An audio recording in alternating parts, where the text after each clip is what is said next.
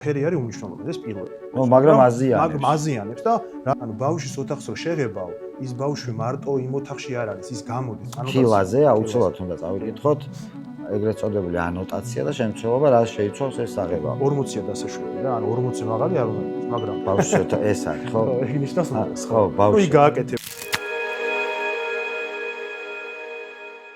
მოგესალმებით, დღეს ხუთშაბათია 9 საათი და თქვენ უყურებთ პოდკასტს დოქტორ სამხარაძე. დღესაც ტრადიციულად ვისაუბრებთ სამშენებლო სარემონტო მიმართულებაზე და მოგცემთ ძალიან ბევრ რჩევას. დღევანდელ ეპიზოდში ვისაუბრებთ საღებავებზე, მათ სწორ გამოყენებაზე. ხშირად ადამიანები თავიანთი ხელით ანახლებენ მათი სახლის კედლებს.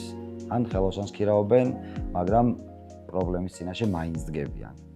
ასე რომ იდენტიფიცირება რომ გაუწიოთ საღებავების სწორ არჩევას, დღეს ჩვენი გადაცემის სტუმარია დავით გოგიაშვილი, გრაფენსტოუნის ესპანური საღებავების ოფიციალური წარმომადგენელი საქართველოში. გამარჯობა დავით. მადლობა რომ გვესტუმრე. რა უნდა გავითვალისწინოთ სანამ შეღებავს დავიწყებთ? სამი მნიშვნელოვანი ფაქტორი რა არის ღებვამდე, ასე ვთქვათ. გიორგი სალამი, მივესალმები თქვენს მაყურებელს.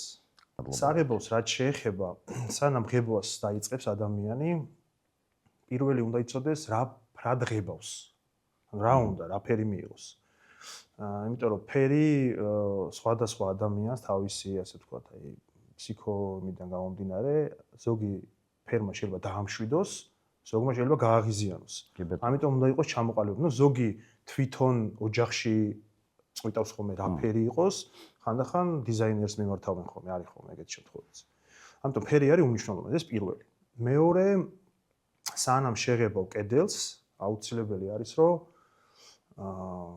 ის კედელი იყოს მზად შესაღებად. ანუ იყოს იდეალურად გასწორებული. და მესამე, ოთახი, რომელშიც ღებავ, ანუ კედელს რომელსაც ღებავ, ის ადგილი იყოს სუფთა. ანუ არ იყოს ნაგვით, ნუ სხვადასხვა, რავი, შპაკლი, რაღაც ტვერი და ამ შემდეგ დაბინძურებული.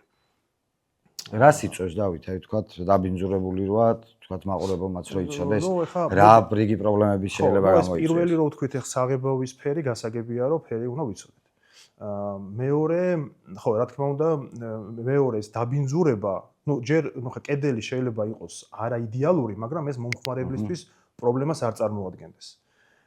რადგან შეიძლება ეს რაღაცა, არ ვიცი, დეფექტები საღებავი ვერ ჩააქრობს, არც ერთ ვარიანტში ვერ ჩააქრობს, მაგრამ შესაძლებელია რომ მომხმარებელს ეს მოსწონდეს, ეს ნაჩხაპნია თუ რაღაც ამობურცულ რაღაცა, არ ვიცი, შეიძლება, არიან ეგეთი ადამიანებიც.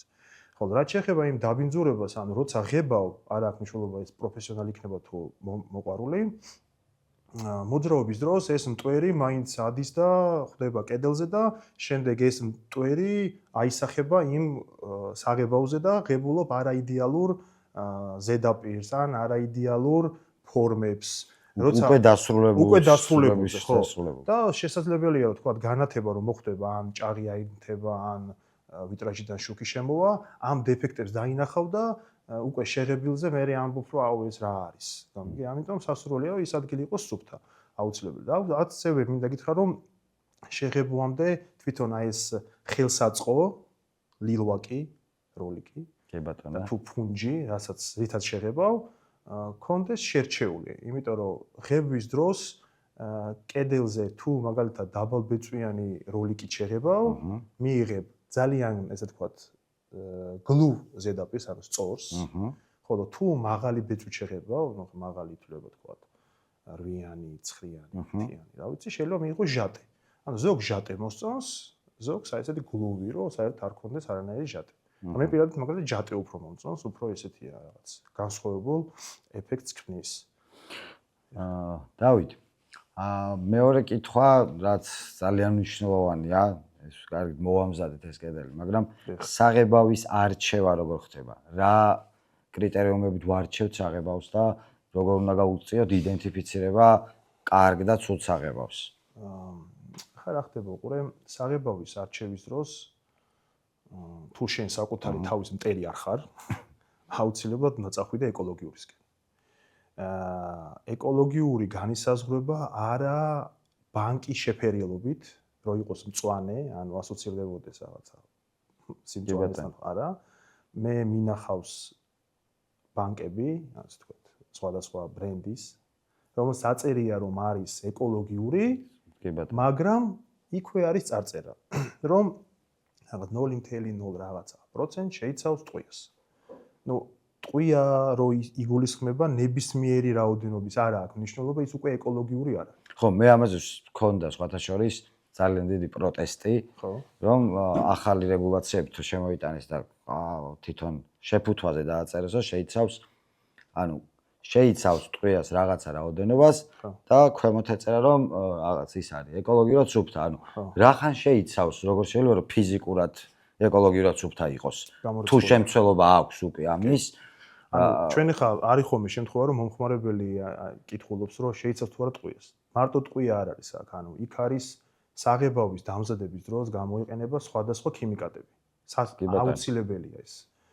მაგრამ რაც უფრო ნაკლებია ის მავნე ქიმიკატები, როგორც არის მაგალითად APO, მაგალითად ფორმალდეჰიდი და კიდე სხვადასხვა, მაგალითად აკროლადი ორგანული ნაერთები, რომელიც აი ამ ქიმიკატების გამოყენების შემდეგ, როცა შეღებავ, ან როცა უკვე გაშრა ეს საღებავი, შემდეგ ოთახში მოხდა ტემპერატურის ცვლილება დათბა 20 გრადუსებივით, რა თქმა უნდა 20 გრადუსებივით უნდა იყოს. ფუნქციონირებაში მოდის უკვე. მოდის ამასთან და იწყებს ეს გამოყოფა. ძირითადად ადამიანი ამას გრძნობს, როცა ოთახში ხდება ჩახუთვა, ანუ ჩაიხუთა ოთახი. უნდა გააღო ფანჯარა. ნუ ეს ავით დროთა განმავლობაში ახდენს გულზე, სისწარღვებზე, ფილტვებზე, ტვინზეც, ბევრ ამაზე ახდენს ეგავით. უარყოფითად ეხა ეს არავინ არ იფიქროს რომ ეს რაღაც უცაბედად მოკლავს ვინმეს, არა, რა თქმა უნდა არ მოკლავს. მაგრამ აზიანებს და რაღაცა დროს შეიძლება დაემართოს ადამიანს ასთმა, გაემართოს ალერგია. ხო, და ძალიან ბევრი ალერგიის პროვოცირებას ახდენს საღებავი სხვათა შორის. შეიძლება არ გაქვს, მაგრამ იმ გარემო პირობებში სადაც ცხოვრობ, საღებავმა გამოიწვიოს, ახალი ალერგია, რომელიც არც გენეტიკურია, არც ის არის, არაფერში რო არ გაქვს ორგანიზმში და ამ დროს ახალი ალერგია შეიძინა და ეს მე მგონი თვითონ ჩვენთაგანს ემართება, რომ რაღაცა ყოველწლიურად შეიძლება რაღაცა ალერგიის ფონები გაგიჩნდეს. ეს არის იმ გარემო პირობებიდან, რა გარემო პირობებში ჩვენ ცხოვრობთ, ძირი ნაწილი. საღებავის არჩევის დროს, გარდა ეკოლოგიურობისა, ეკოლოგიური რო არის, ხო, ეკოლოგიურში რა იგულისხმება ხა 100%-ით ეკოლოგიური უნდა იყოს და ეცადო, რა თქმა უნდა, საღებავი და თვითონ რა ბრენდსაც ყიდულობ, ხო? თვითონ აი პოლიტიკა უნდა კონდეს, ან თუნდაც რაიმე ერთი ბრენდი უნდა კონდეს, რომელიც აი რაღაც განსაკუთრებული აქვს რა, რომ აი ეს არის ეკოლოგიური და ამ ბრენდზე მაქვს საუბარი, რომელსაც უნდა კონდეს რაღაც სერტიფიცირება, რომელიც ასე ვთქვათ, რეპუტაციულია, რომელსაც ვერ გააყალბებ და შეიძლება რომ მიენიჭოს მას ეს სერტიფიცირება და ამით იმტკიცდებოდეს, რომ ის არის ეკოლოგიური და რა თქმა უნდა, ეს ყოველწლიურად ან 2 წელიწადში ერთხელ ან მუდმივ რეჟიმში ხდება გადამოწვევა. ანუ თვითონ კომპანია ზრუნავს, რომ ის იყოს სტანდარტზე ცოტა უფრო მაღლა. ანუ ეს არის აუცილებელი. და მესამე კიდე, რასაც ხა საღებავის არჩევის დროს, მაგალითად მე ვურჩევდი თქვენს მომხმარებელს, არის ის, რომ თვითონ აი სათლი, ხო, ეს კილა, რამდენს ფარავს, ანუ დაფარო, ამიტომ რომ მაგალითად არის რომ შესაძლებელი გაქვს მაგალითად 100 კვადრატი, მიდიხარ და გჭირდება 2 ბანკა. ანუ ბიუჯეტურობა განსაზღვრება აქედან. ანუ შენთვის ამ კილის ფასი არ უნდა გაინტერესებდეს. ანუ შენ უნდა გაინტერესებდეს რომ ეს კილა რა შედეგს მოგცემს. ანუ შენ ორ პირში რო შეღებო, ორი პირი აუცილებელია, ერთ პირში არა.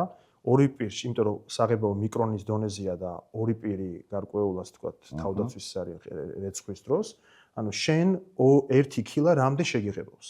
და აქედან გამომდინარე უნდა დაითვალო ბიუჯეტი, ანუ უფრო მნიშვნელოვანი არის 1 ლიტრი საღებავი რამდენ კვადრატს შეგიღებავს. ერთი და იგივე მოცულობის საღებავი, რაღაც ფასი არის რადიკალურად განსხვავებული ერთმანეთისგან. ხო. ეს ხარისხით ფასდება უფრო თუ აი ამ კონკრეტული მაგალითით თქვათ, რომ დაფარო აქვს უფრო მეტი იმ ძვირიანს?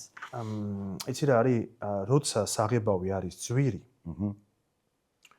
მისი ასე ვთქვათ თვითღირებულება ან წარმოება არის ძვირი. კი ბატონო. ეხლა კიდე თუ უკან წავალთ, ანუ ესე იგი ისეთი იაფი მასალა არის გამოყენებული, რომელიც საშუალებას აძლევს იმ საღებავს, რომ იყოს იაფი. ეხლა რა იმის უკან რადგას მომხმარებელი რომ დაცული იყოს, ამიტომ მას თხოვ იმ ეკოლოგიურობის და სერტიფიცირების ნორმებს, რომ შენ რაღაცა არ იყიდო ისეთი, რაც ის ბიუჯეტი, რასაც შენ ეკონომიას აკეთებ, მერე უკვე არაეკონომიური არის შენს ჯანმრთელობაზე. მიხვდი ხო? ანუ შენ აკეთებ შენს ჯანმრთელობაზე ეკონომიას. ჯანმრთელობაზე ეკონომიას არავინ არ აკეთებს საერთოდ. კი ბატონო. იმიტომ რომ როცა ღებავ, საღებავი უნდა მიიღო ხარისხიანი, იმიტომ რომ ეხლა რემონტი, არიან ვისაც სიამოვნებას ანიჭებს და არიან ვისაც არ ანიჭებს სიამოვნებას, მაგრამ ყოველ შემთხვევაში დროის ხარჯვა ამ რემონტში ჯობია ერთხელ გააკეთო და მერე წამოწვე დივანზე და შენს ოჯახთან ერთად ისიამოვნო ამ ყველაფერს. თან ისეთ პროდუქტები თქვათ, როგორ პროდუქტებთანაც ყოველდღიური შემხებლობა გაქვს. ხო, მithometes, ხო. და რაც შეეხება ამას შენ კითხვა დასვი ესეთი ხო, რომ ანუ რა განსხვავება ძვირსა და იაფს შორის, ხო? ხო, ანუ იცი ფასი ზოგადად ძნელია რავი ხა. ხო გესმის რა. აი ძნელია ხა ძვირი შეიძლება დაადოს ვიღაცამ რაღაც პროდუქტს და ეს არ ნიშნავს რომ კარგია. მაგრამ რაღაც წილ ხო მეტყველებს ეს ყველაფერი იმაზე რა ხარისხსაც. როგორ შეიძლება ხარისხიანი სამჯერ ნაკლები ღირდეს თქვა? არა. მასთან სხვა ალტერნატიულ პროდუქტთან. კი, ანუ დღესდღეობით დღევანდელ ასე ვთქვათ იმ სისტემაში რაც ვართ, კაპიტალურ სისტემაში, თუ რაღაცა ძვირია, ეს ნიშნავს რომ მასზე უფრო მეტი არის ასე ვთქვათ იზრუნეს, რომ მიიღოთ ის ხარისხიანი პროდუქტი. რას ნიშნავს ბავშვის ოთახის საღებავი? აი ეს ცნება რას ნიშნავს? ბავშვის ოთახის საღებავი ნიშნავს რომ დიდის ოთახის არსებობს ან დიდი არა მე გეტყვი რას ნიშნავს. უყურე ეს ნიშნავს იმას რომ შენ ღებავ ოთახს, სადაც ბავშვს შეუშვებ, გამოკეტავ კარებს, დაკეტავ და ბავშვი იქ იზრდება, არსად არ გადის.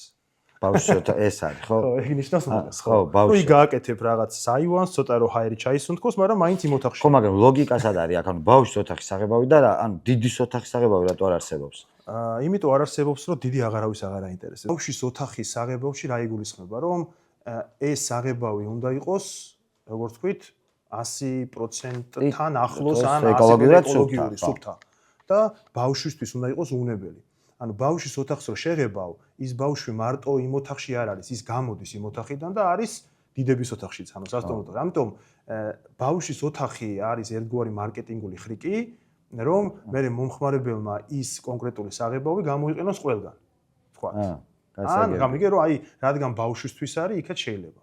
მაგრამ ეგეთი დიფერენცირება მე ვფიქრობ, რომ არ არის სწორი, იმიტომ რომ მე მინახავ საღებავი, რომელსაც აწერია რომ ბავშვის ოთახისთვის არის, მაგრამ აქროლოდი ორგანული ნაერთები არის 10 გრამზე ნაკლები, ანუ 10 გრამთან არის ახლოს, ნუ სავარაუდოდ არის ხოლმე 9.9. გამიგე ხო?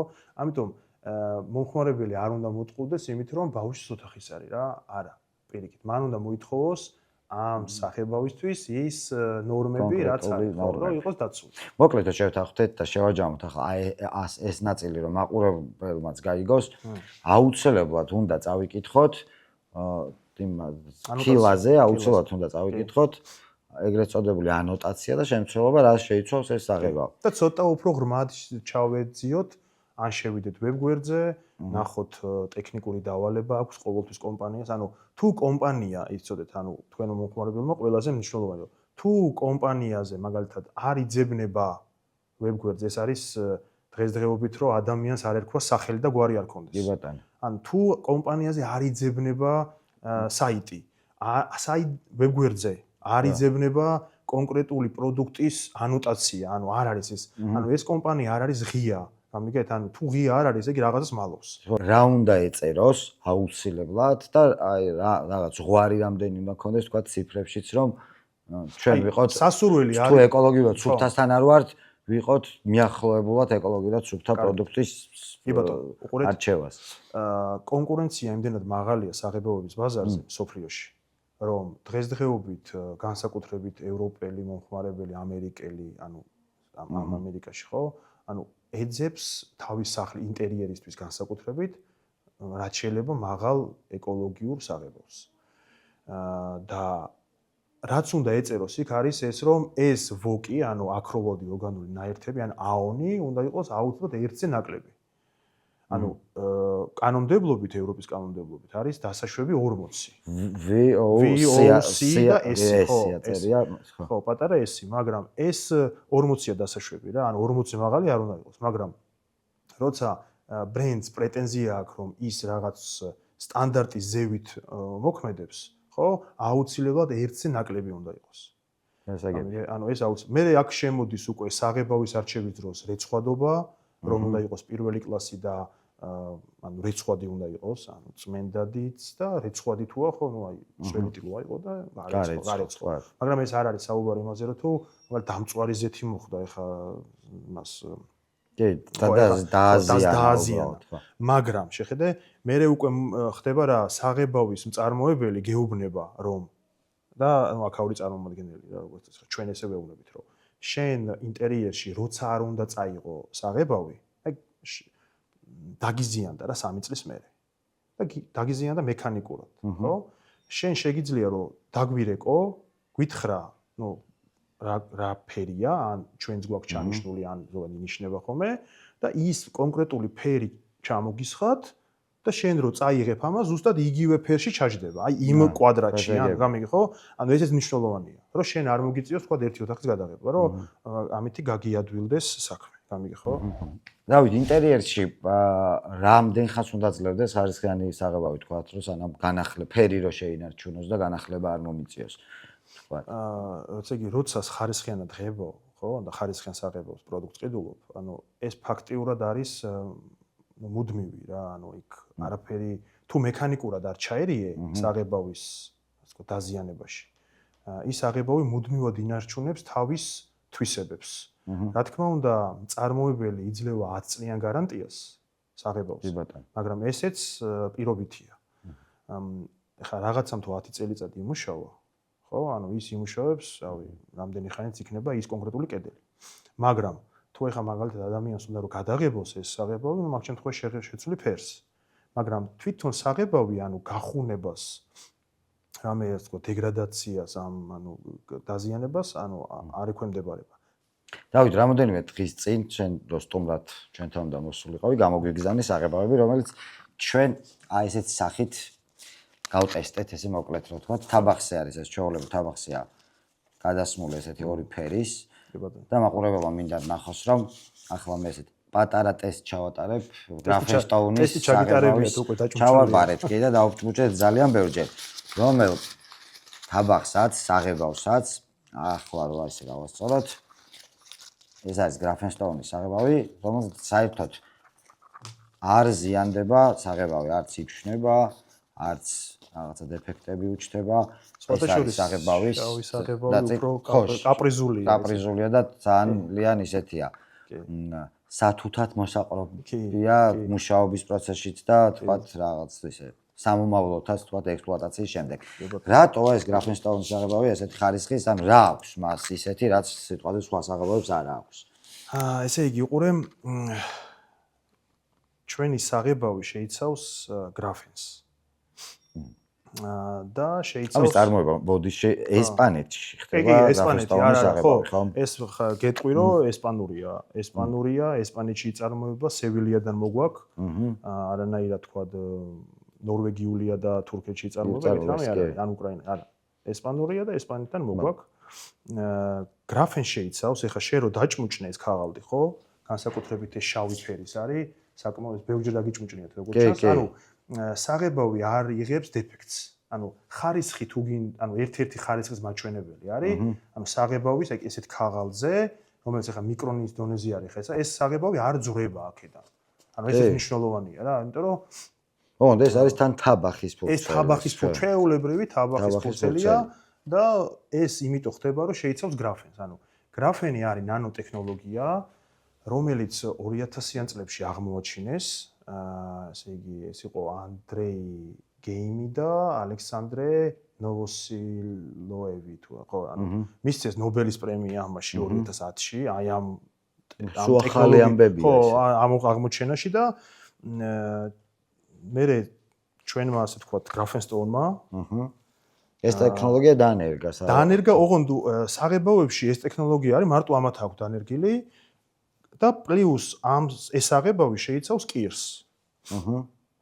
და პრინციპში ამიტომაც ქვია ელასტიურობის საშუალებას ხო ანუ Graphens აქვს თვისება რომ არის ძალიან ელასტიური თვითონ აი პროდუქტი არის ძალიან ელასტიური არის აი წარმოიდგინე 6 კუთხედები რომ გადაბადესავით არის ძალიან ელასტიური ეს ელასტიურობა აი აქ ამაში ჩანს შემდეგ არის ან ძალიან მტკიცია ესე იგი რო წარმოიდგინო ეს არის ძალიან თხელი ფენა აქ რაც გამოიყენება მაგრამ სტრუქტურული მეტალი როა წარმოიდგინო რა აი სამშენებლო ის რო არის რა ალმატურა ხო ალმატურის სისქის რომ იყოს ესეც ხო ანუ ალმატურაზე 200-ჯერ მტკიცე იქნება წარმოიდგინე ანუ просто ვერ გატეხავ რა ხო გრაფენს თან დრეკადია თან ვერ ტეხავ და პლუს არის სპილენძე 1000-ჯერ გამტარი და აი 1000-ჯერ გამტარობა ელექტროგამტარობაზეა მაგრამ ამავე დროს თბოგამტარობაზეც არის გასაგებია ხო გამიგე ახლა მე ამას მერეც ვიტყვით რატო თბოგამტარობა და ეს ელასტიურობა აძლევს აი ამ საღებავს და Graphenstone-იც მაგიტო ქვია რომ Graphenis-და და Stone-ი ანუ ლაიმის ანუ კირის შემცველია ხო ლაიმიც რა თქმა უნდა ტრადიციული კირზეა საუბარი არანაირი თქვა რაღაც ქიმიური ჯაჭვი ბუნებრივი კირი ისეთი მუშავდება და ღებულობ აი გამოწვით ღებულობ აბსოლუტურ მას აქვე თეთრ კირს და ჩვენ საღებავს რომელიც აი ლაიმი ხო ლაიმის გამო როცა კედელზე დაიტან ოღონდ გარკვეულ პროდუქტებზეა ანუ ლაიმის შემცველი მაღალი შემცველობის ლაიმზეა საუბარი ამ საღებავს შეუძლია რომ იმ ოთახში ერთი თვის განმავლობაში მაქსიმალურად ერთი თვის განმავლობაში მაგრამ მე იკლებს ეს ასე ვთქვათ ნელ-ნელა შეუძლია რომ ნახში როჟანგი ანუ შთანთქოს ანუ ეს თვითონ კირის ბუნებრივი შემცველ ანუ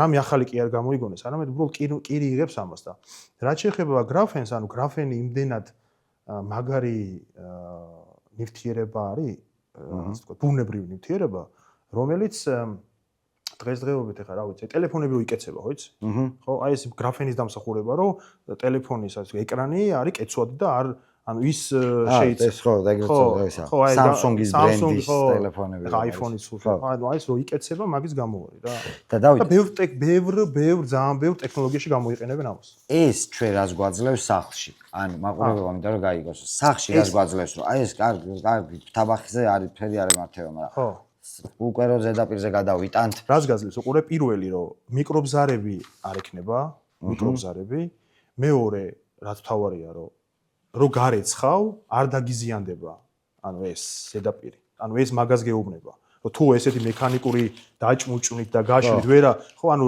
გარეცხვითაც ვერ დააზიანებ ანუ ჯამში Graphenstone-ის ტექნოლოგია ქვია ამათ ინტერიერი ამოუწურეთ სავარაუდოდ და ფასადებზე საღებავის გამოყენებასაც მინდა შევხოთ 1-2 სიტყვით რომ აი ხო ეს ფასადზე რა უნდა გავითვალისწინოთ და მომხმარებელმა რა უნდა გაითვალისწინოს. ფასადი უფრო რთული თემა, იმიტომ რომ ზოგადად, იმიტომ რომ იქ სახში მაინც ასე ვთქვათ სტატიკური ანუ ასე ვთქვათ მუდმივი ტემპერატურას ინარჩუნებ.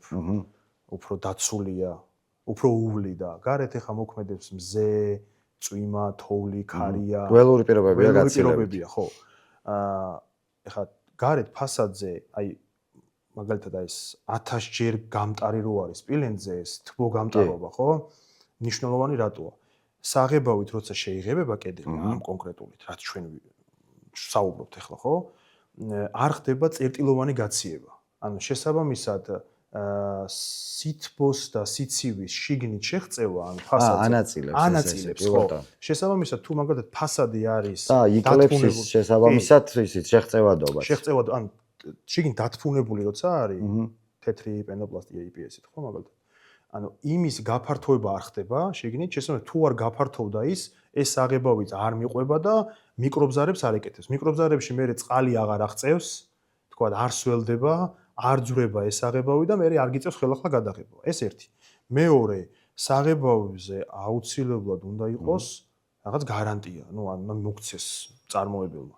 ჩვენ შემთხვევაში, ანუ ვაძლევთ 10 წლიან გარანტიას, რომ არ გახუნდება, არ ჩამოიფშნება, არ დაიბზარება და 10 წელიწადი შეინარჩუნებს პირვანდელ სახეს, ოღონდ ერთადერთი გახუნებაზე როგორც მახსოვს არის დაახლოებით 4%-იანი დეგრადირება რა. მუქფერებზე სავარაუდო. ხო, მუქფერებზე, ხო, იმიტომ რომ ახდენს, 4%-ით გადახრა არის. დაწყებამდე რა უნდა გავითვალისწინოთ ფასად სანამ შევღებავთ.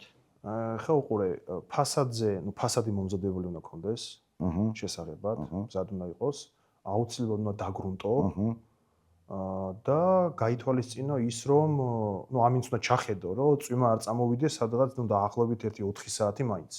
რომ დაასრულებ ღებვას. პროცესში თუნდაც ან ხო, ანუ რომ გაშრეს ის, შეშრეს, მე არ არის პრობლემა.